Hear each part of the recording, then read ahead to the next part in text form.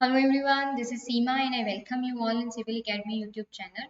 सभी का बहुत बहुत स्वागत है सिविल एकेडमी के यूट्यूब चैनल पर। हम अपनी ज्योग्राफी इंडियन ज्योग्राफी की सीरीज डिस्कस कर रहे हैं and today I discuss with you the part 6। Part 6 को आज हम डिस्कस करेंगे। जल्दी से देख लेते हैं। प्लेन्स ऑफ इंडिया के बारे में आज हमें डिस्कस करना है। इससे पहले हम हिमालयाज, फिजियोग्राफी ऑफ इंडिया, उसका नेबर, इंडिया के नेबर, इंडिया के फ्रंटियर्स, ये सब हम क्रैश कोर्स में डिस्कस कर चुके हैं। अगर आप लोगों को ये क्रैश कोर्स पसंद आ रहा है तो आप लाइक करें, शेयर करें अपने फ्रेंड्स के साथ में एंड चैनल को सब्सक्राइब कर दीजिए। चलिए शुरू करते हैं अपना आज का प्लेन्स ऑफ इंडिया। थोड़ा सा ये मेरे बारे में है। I am Seema Agarwal and I am the faculty at Civil Academy और मेरे पास अबाउट 3+ इयर्स का टीचिंग एक्सपीरियंस। आज जो हमें बात करनी है basically it is about the northern plains, यानी जो उत्तर में हमारे मैदानी इलाके हैं उनके बारे में बात करनी है। हमारे डिस्कशन का आपका क्या पॉइंट ऑफ व्यू रहेगा कि लोकेशन और एक्सटेंट कितना, कहाँ पे लोकेटेड है, कहाँ तक फैला हुआ है, किस तरीके से नॉर्दर्न प्लेन्स फॉर्म हुए हैं, what are the chief characteristic यानी इंपॉर्टेंट जो स्पेशलिटीज हैं वो क्या है नॉर्दर्न प्लेन्स की। देन फिजियोग्राफिक डिवीजन जो कि बहुत इंपॉर्टेंट है, 4 पार्ट्स में डिवाइड किया जाता है, भाबर, तराई, बांगर एंड खादर। उसके बारे में देखेंगे किसकी स्पेशलिटी क्या है ये देखेंगे। देन एक रीजनल डिवीजन भी किया जाता है नॉर्दर्न प्लेन्स का, उसको देखेंगे and lastly we will see the significance of this region. तो चलिए शुरू करते हैं फटाफट से और आते हैं लोकेशन एंड एक्सटेंट। अगर हम लोकेशन की बात करें तो बिल्कुल क्लियर है ये कि जो नॉर्दर्न प्लेन्स हैं वो आपके शिवालिक मैंने हिमालयाज में आपको बताया था, शिवालिक की साउथ में लोकेटेड है नॉर्दर्न प्लेन्स और सेपरेटेड है हिमालयन फ्रंटल फॉल्ट, एक गड्ढे के द्वारा सेपरेटेड है शिवालिक और एक हिमालयन फ्रंटल फॉल्ट होता है। उसके बाद में क्या पड़ता है आपका नॉर्दर्न प्लेन्स पड़ते हैं।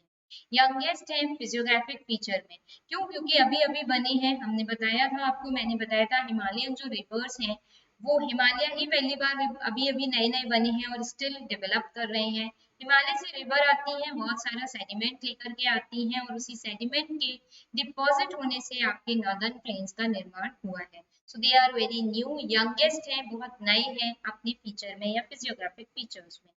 अगर इसकी नदर्न बाउंड्री बात करें तो दिस इज शिवालिक एंड अगर सदर्न बाउंड्री की बात करेंगे तो it is peninsular India. Peninsular India यानी it is sandwich between, what we can say, it is sandwiched between the Shivalik as well as the peninsular India। इनके बीच में आपका पड़ता है नॉर्दर्न प्लेन। क्या है? नॉर्दर्न प्लेन इन दोनों के बीच में सैंडविच होता है। अब बात करें इसके ईस्टर्न साइड की, तो ईस्टर्न साइड में इसके मिलते हैं पूर्वांचल हिल्स। कल हमने देखा था ईस्टर्न हिल्स कह लें या फिर पूर्वांचल हिल्स कह लें, तो ये मिलते हैं आपके नॉर्दर्न साइड में। ईस्टर्न साइड में इसके, नॉर्दर्न साइड में इसके शिवालिक्स मिलते हैं, सदर्न साइड में इसके क्या मिलते हैं? पेनिनसुलर प्लेटो। तो लोकेशन हो गई आपकी यहाँ से क्लियर कि कहाँ पर लोकेटेड है। ये देखिए डायग्राम में जैसे आप देखें मेनली 3 रिवर सिस्टम है। एक तो Indian river Indus river system, second is Ganga river system and third one is Brahmaputra river system. इन तीनों रिवर्स की वजह से जो सेडिमेंट्स आए हैं वो डिपॉजिट हुए हैं।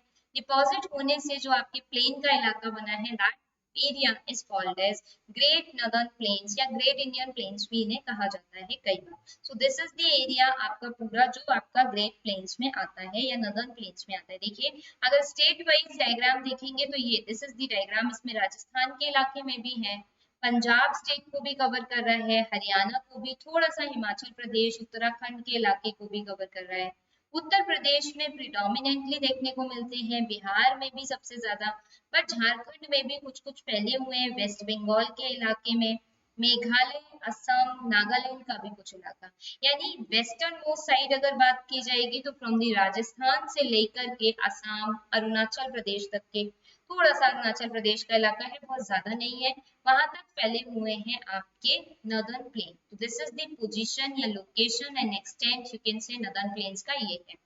ठीक है, चलिए आगे चलते हैं और देखते हैं कि अगर स्ट्रेच लेंथ, अगर जो मैंने आपको वेस्ट ईस्ट बताई कि वहां पंजाब से लेकर के या राजस्थान से लेकर के आसाम तक फैले हुए हैं, तो लगभग 2400 किलोमीटर इनकी जो लेंथ है वो निकल के आती है। और अगर विड्थ की बात करते हैं तो वेस्ट से ईस्ट की साइड जाने पर आप यहाँ पर देखिए डायग्राम में, वेस्ट में ये प्लेन्स कितने चौड़े हैं, इनकी विड्थ कितनी ज्यादा है, वेरी मतलब बहुत ज्यादा विड्थ है, बहुत ज्यादा चौड़ाई है।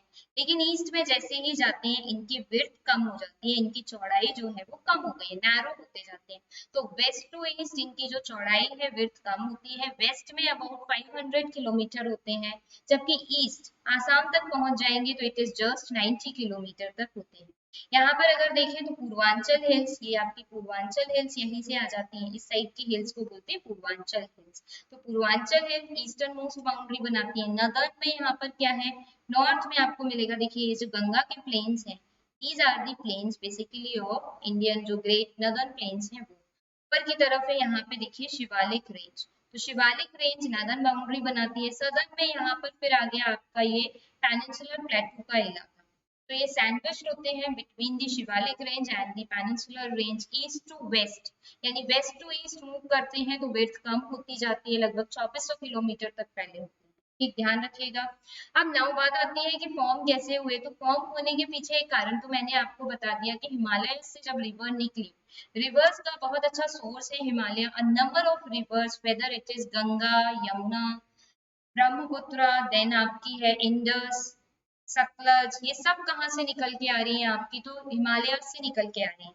हिमालय से निकलने वाली ये रिवर्स बहुत सारा सेडिमेंट्स अपने साथ लेके आती है एंड कॉन्सिक्वेंटली अपने सेडिमेंट्स को डिपॉजिट करती जाती हैं और इस नदर्न प्लेन का निर्माण हुआ है, राइट। तो नदर्न प्लेन का जो निर्माण है this is because of the Himalaya जो ईथर सी के ऊपर उठे, तो एक गड्ढा बना, एक बेसिन बना, अब उसमें रिवर्स के थ्रू सेडिमेंट्स ला करके क्या कर दिए गए, भर दिए गए। Like this the formation of northern plains taking, right. ऐसे नदर्न प्लेन्स आपके जो हैं वो फॉर्म हुए लगभग 20 मिलियन ईयर्स अगो के आसपास में। Now, next which is very important is the division of these northern plains. तो अगर texture और coarseness यानी texture कैसे दिखते हैं, मोटे particles हैं, पतले particles हैं या बहुत बड़े बड़े boulders हैं, on that basis we can classify northern plains into four and हम north to south इन्हें classify कर रहे हैं। First is the Bhabar plain, next one is the Tarai plain, then is the Bangar plain and then is the Khadar plain. The features of these different plains is very important. A number of times the UPSC has asked questions on these features of these plains. In different plains के बारे में UPSC ने कई बार questions पूछे हैं, तो आप थोड़ा सा ध्यान से देखिएगा। सबसे पहले ये रहा आपका हिमालय, हिमालय का शिवालिक का एरिया, उसके बाद आ जाता है भांबर का इलाका, बड़े बड़े देखिए यहाँ पे थोड़े बड़े बड़े आपको बोल्डर्स दिखाई दे रहे हैं, that area is called as Bhabar इलाका। फिर बहुत छोटे थोड़े छोटे छोटे आपको बोल्डर्स दिखाई दे रहे हैं, गिट्टी जिसे हम कहते हैं, that area is called as Terai का इलाका। देन उसके बाद आपका आता है बांगर का इलाका, और बिल्कुल जहाँ रिवर डेल्टा के पास में जहाँ रिवर आपकी फ्लो कर रही है या रिवर जहाँ पे ड्रेन कर रही है, that area is called as khadar का। ठीक, तो भांगर, भाबर, तराई, बांगर और खादर, नॉर्थ टू साउथ आप इस सीक्वेंस को याद रखिएगा, बहुत बार पूछा जाता है। पहले वाला भाबर है, ये भी बात ध्यान रखेंगे, बाद में पड़ता है बांगर, BHANGAR, भाबर और बांगर। ठीक, दोनों को याद रखेंगे। चलिए एक एक करके सबके फीचर्स देखते हैं and come with the start with the Bhabar plains. Bhabar plains आपके बिल्कुल ये देखिए ये रिवर फ्लो कर रही है और रिवर फ्लो करने के बहुत पीछे का इलाका है, बड़े बड़े बोल्डर्स हमें यहाँ पर दिखाई दे रहे हैं, that area is called as Bhabar plain. जब रिवर पहाड़ों से उतर रही है तो जितने भी बड़े बड़े उसके बोल्डर्स हैं वो सब जमा होते चले जाते हैं, एक जमा होने के बाद जो इलाका बनता है that area is called as Bhabar plains. तो अगर आप यूपी से बिलोंग करते हैं और मेरठ की तरफ अगर आना होता है तो यहाँ पर आपको कई जगह बहुत सारे आपके मंदिर हैं जहाँ पर आपको एक दो जगह पर भाबर प्लेन्स जो है इस टाइप के इलाके जो है वो दिख जाएंगे। या फिर आप हरिद्वार की तरफ जाएं तो भी आपको एक तरफ नदी बह रही होगी और साइड में उसके इस तरीके का इलाका आपको बहुत आराम से दिख जाएगा जहाँ पे मोटे मोटे बोल्डर्स होते हैं, तो this is called as Bhabar plains. कुछ फीचर्स की अगर हम बात करें तो first is it is the northern most layer of the plain, सबसे ऊपर मिलती है शिवालिक के ठीक नीचे, ये शिवालिक है, शिवालिक के बाद स्टार्ट होते हैं नदर्न प्लेन्स। नदर्न प्लेन्स में सबसे फर्स्ट लेयर जो हमें दिखाई देगी which will be of Bhabar, it is just south of Shivalik, Shivalik के ठीक दक्षिण में स्थित होता है। विड्थ की बात करते हैं तो not uniform from west to east, generally wider in west and east में छोटे होते हैं, ईस्ट में विड्थ कम है, वाइड है कहाँ पर, वेस्ट में। भाबर प्लेन का इंपॉर्टेंट फीचर है, ध्यान रखिएगा, इनकी विड्थ वेस्ट में ज्यादा है, ईस्ट तक आते आते कम हो जाती है, क्योंकि रिवर ऐसे ही फ्लो कर रही है ना, गंगास रिवर या गंगा रिवर, ब्रह्मपुत्रा रिवर जो फ्लो कर रही है, तो ईस्ट तक आते आते क्या होती है, रिवर स्लो होती चली जाती है। जब स्लो होती चली जाती है तो पहले ही सारे बड़े बड़े बोल्डर्स उसने जमा कर दिए हैं, एंड दैट बोल्डर इलाका is called as Bhabar plain. As the rivers enter suddenly into the plain from Himalayas, वो डिपॉजिट करना हाई, जो उसका हेवियर पार्टिकल्स है उन्हें डिपॉजिट करना शुरू कर देती है, and the deposition of these heavier particles makes the Bhabar plains. अगर इम्पोर्टेंट कुछ और फीचर्स की बात करें तो बड़े बड़े बोल्डर्स, ग्रेवल्स यहाँ पर मिलते हैं, हायर पोरोसिटी होती है, ये बहुत इंपॉर्टेंट पॉइंट है, इसको ध्यान रखिएगा। इसीलिए जो स्ट्रीम्स होती हैं वो डिसअपियर हो जाती हैं। UPSC many a times ask this question कि किस एरिया में, नदर प्लेन्स के कौन से जोन में जो स्ट्रीम्स होती है वो डिसअपियर हो जाती हैं, so that is the Bhabar plain, जहां पर आपकी स्ट्रीम्स डिसअपियर हो जाती है। ठीक है, ये सुटेबल नहीं होगा कल्टीवेशन के लिए, बिकॉज सॉइल चाहिए ना कल्टीवेशन के लिए, जैसा बोल्डर इलाका, तो बोल्डर के इलाके में आपका कल्टीवेशन नहीं हो सकता। बट यस, सिर्फ बिग ट्रीज जो है वो यहाँ पर कल्टीवेट किए जा सकते हैं, बड़े बड़े पेड़ यहाँ पर आराम से जनरेट हो सकते हैं, आराम से लगाए जा सकते हैं। नेक्स्ट आते हैं सेकेंड वाला इलाका, that is the Terai region. Terai tract कुछ इस तरीके का इलाका होता है आपका तराई का इलाका। बहुत बड़े बड़े नहीं, बट स्मॉल स्मॉल जो पत्थर हैं, स्टोन्स है, वो आपको यहाँ पर दिखाई देते हैं। It is a very good region, बहुत अच्छा कल्टिवेबल रीजन होता है तराई का इलाका। भाबर के साउथ में होता है। अगर हम विड्थ की बात करेंगे तो 15 टू 30 किलोमीटर वाइड होता है। भाबर में हमने देखा था कि वेस्ट से ईस्ट जाने में जो विड्थ है वो कम हो रही थी, लेकिन तराई के इलाके में जस्ट अपोजिट। तराई के इलाके में विड्थ बढ़ती है जब आप वेस्ट टू ईस्ट जाते हैं। वेस्ट टू ईस्ट जाने पर इसमें जो विड्थ है वो बढ़ती है। और भाबर में हमने देखा था कि आपकी जो रिवर्स स्ट्रीम है वो डिसअपियर हो जाती है, तराई में वो रीइमर्ज हो जाती है। तो that is the difference between the Bhabar and the Terai reason.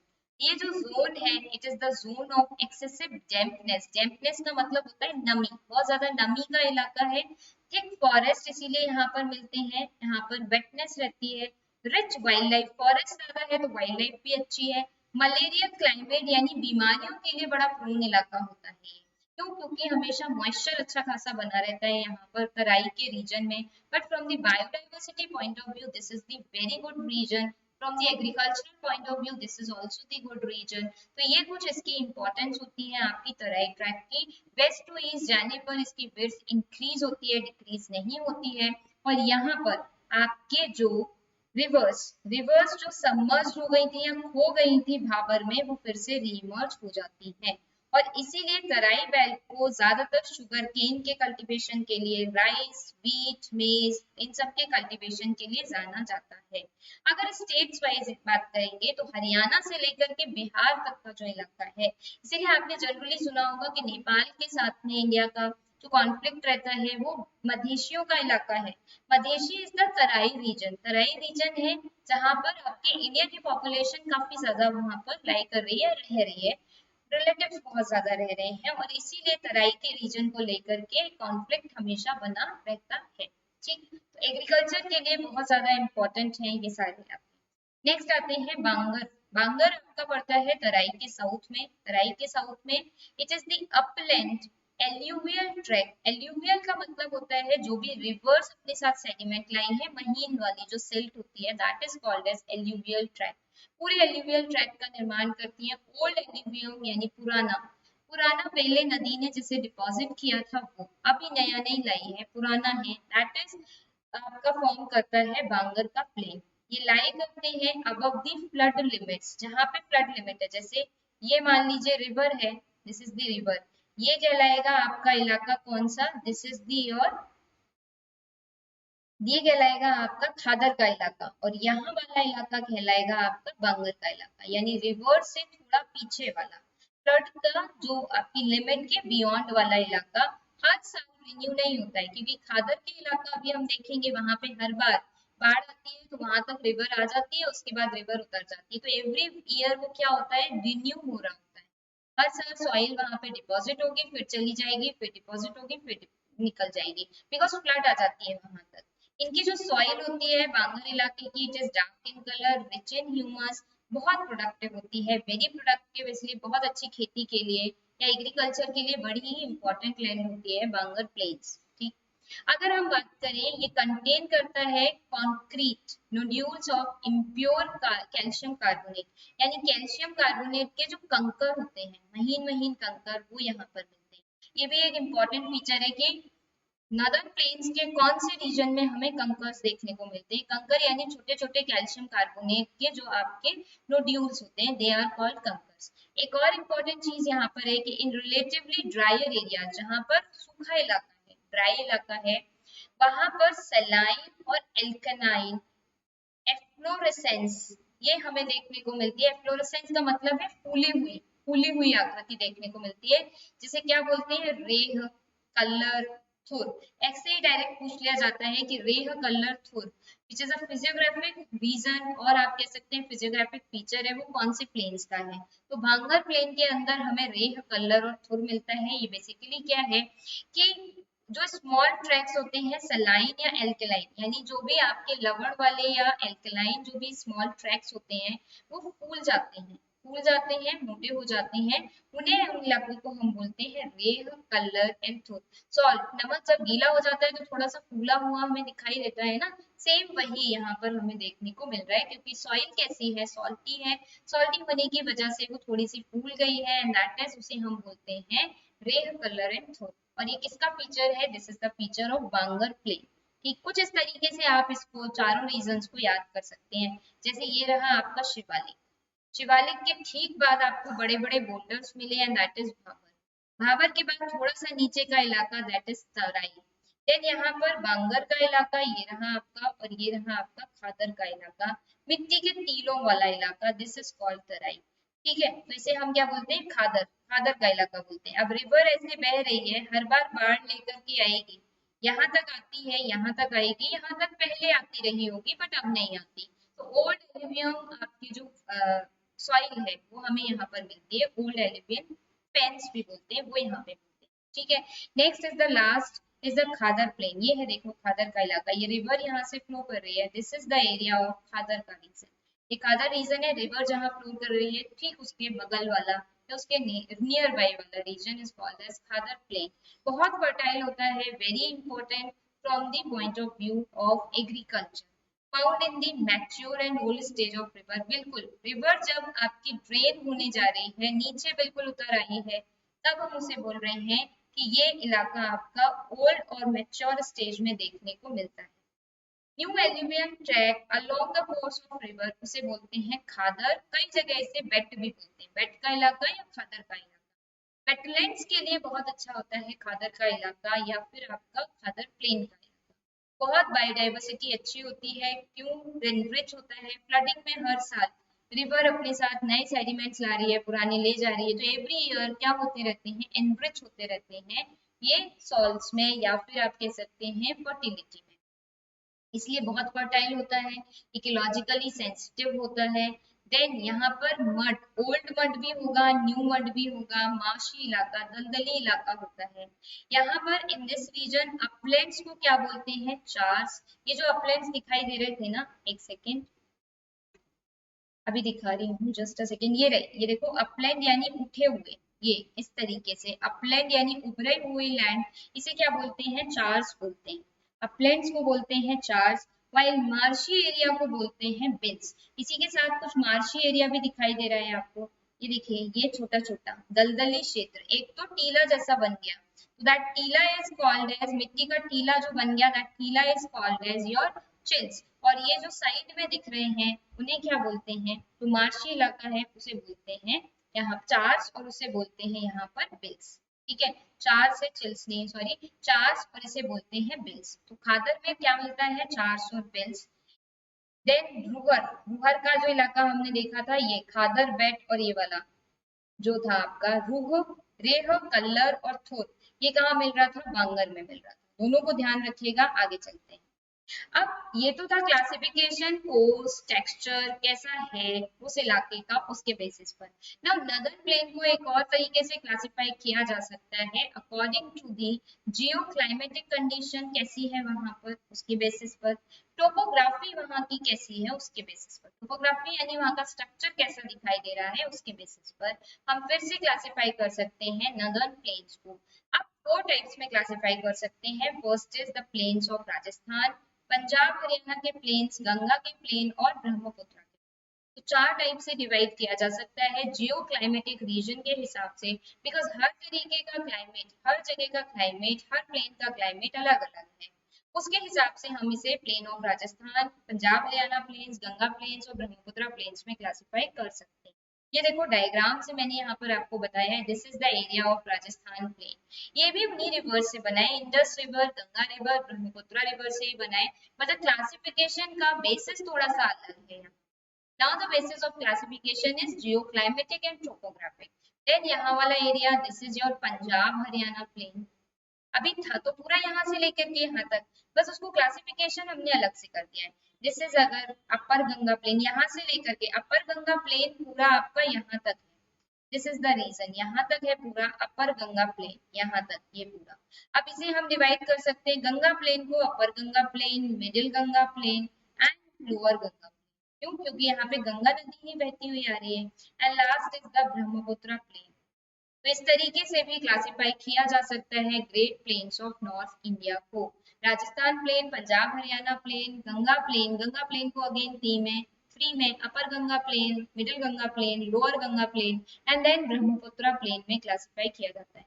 सबसे पहले बात करते हैं राजस्थान प्लेन की और उसके कुछ फीचर्स की। अगर सबसे इंपॉर्टेंट फीचर्स की बात करें तो इसकी स्लोप नॉर्थ ईस्ट से साउथ वेस्ट की तरफ है, यानी आप ये बना लें, this is the north east से साउथ वेस्ट की तरफ है इसकी स्लोप। देखो स्लोप आप आराम से देख पा रहे होंगे, दिस इज द स्लोप, यहाँ से आ रही है, इधर जा रही है, तो ये आपका बना, ये इस तरीके से बना सकते हैं। ये north, this is north, this is north east and it is north west. तो इसकी स्लोप कैसी है, बहुत इंपॉर्टेंट बात है, नॉर्थ ईस्ट से नॉर्थ वेस्ट या नॉर्थ ईस्ट से साउथ वेस्ट की तरफ इसकी स्लोप जा रही है।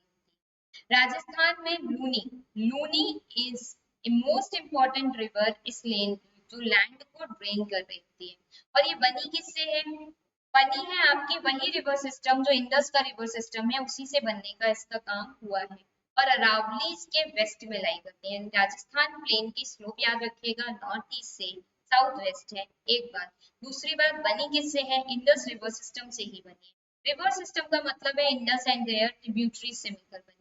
अरावली इसके वेस्ट में लाई करती है। चौथी बात ये है, लूनी बहुत इंपॉर्टेंट रिवर है जो इस लैंड को ड्रेन कर रही होती है। नेक्स्ट आते हैं पंजाब हरियाणा प्लेन्स पे। पंजाब हरियाणा प्लेन्स की जनरल स्लोप की बात करेंगे तो नॉर्थ ईस्ट से साउथ वेस्ट है। इसकी भी नॉर्थ ईस्ट से कैसी है, साउथ वेस्ट है। इसकी भी नॉर्थ ईस्ट से साउथ वेस्ट है। ये कौन कौन सी रिवर से बना है, तो इंडस, सतलज, बियास, रावी, यानी इंडस की ट्रिब्यूटरीज है, इनसे मिलकर के बना है पंजाब हरियाणा प्लेन, इनकी वजह से बना है। कई रिवर्स यहाँ पे बहुत प्रेजेंट हैं, बहुत सारी रिवर्स इस एरिया को ड्रेन कर रही है, that is why khadar soil यहाँ पर बहुत ज्यादा मिलती है। And this is the most आपका फर्टाइल रीजन इन इंडिया। बहुत अच्छा रीजन है, फर्टाइल रीजन है, इसलिए पंजाब में गेहूं की खेती बहुत ज्यादा होती है, आपने देखा होगा पंजाब के अंदर। Now next the third is Ganga plain, जहां से यमुना स्टार्ट होती है, वहां से लेकर के गंगा जहां पे ड्रेन होती है, यमुना ट्रिब्यूटरी है गंगा की, तो यमुना जहां से आपकी राइज करती है उस इलाके से लेकर के जहां पे गंगा ड्रेन होती है आपकी, वहां तक का border is called as Ganga plain. उस इलाके को बोलते हैं गंगा का प्लेन का इलाका।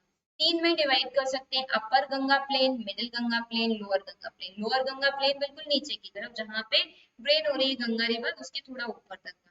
मिडिल गंगा उससे भी थोड़ा ऊपर तक का। और अपर गंगा जहां पे गंगा और यमुना जो बीच का इलाका है वो पड़ता है आपका अपर गंगा। तो इस तरीके से तीनों को हम डिवाइड कर सकते हैं गंगा प्लेन को। तो last is the Brahmaputra plain. तो बियॉन्ड गंगा प्लेन जो हमें मिल रहा है due to the Brahmaputra river की वजह से जो भी डिपॉजिट्स हुए हैं, that area is called as Brahmaputra plains. ठीक है। और ये ईस्टर्न मोस्ट पार्ट होता है, बिल्कुल जाहिर सी बात है, ये ईस्टर्न मोस्ट पार्ट ही होगा। वाइडनेस की बात करें तो 720 kilometre long and 80 kilometre wide होता है। डिपॉजिट्स रिसीव करता है बहुत ज्यादा, बहुत लो ग्रेडियंट होता है, ग्रेडियंट यानी स्लोप बहुत अच्छी नहीं मिलती है, इसीलिए ज्यादातर रिवराइन आइलैंड बन जाते हैं। बिकॉज जब स्लोप बहुत अच्छी मिलेगी, पानी आप डालिए, जब बहुत ऊंचाई से पानी डालेंगे तो एकदम नीचे बह जाता है, लेकिन जैसे जैसे स्लोप, जैसे यहाँ पर स्लोप बहुत अच्छी है, ये एकदम खड़ी स्लोप है, तो आप यहाँ खड़े होकर के पानी फेंकिए, बहुत आराम से ड्रेन कर जाएगा नीचे।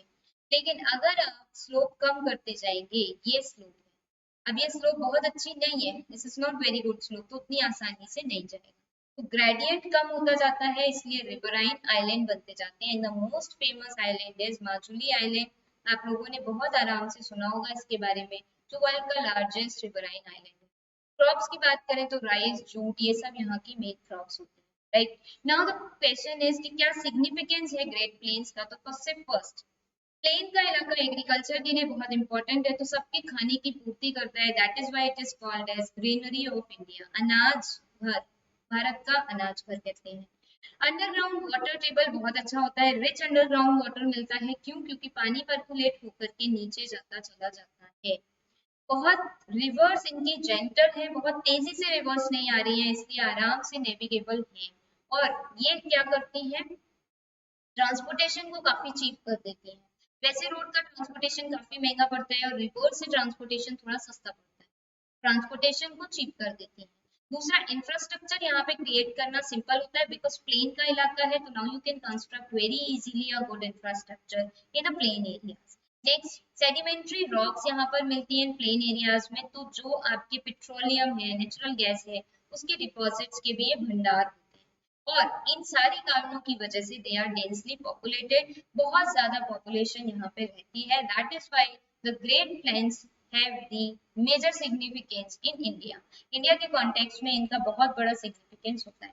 Now let us talk about the fauna. Fauna यानी कौन कौन से ऑर्गेनिज्म यहाँ पर मिलते हैं ज्यादातर।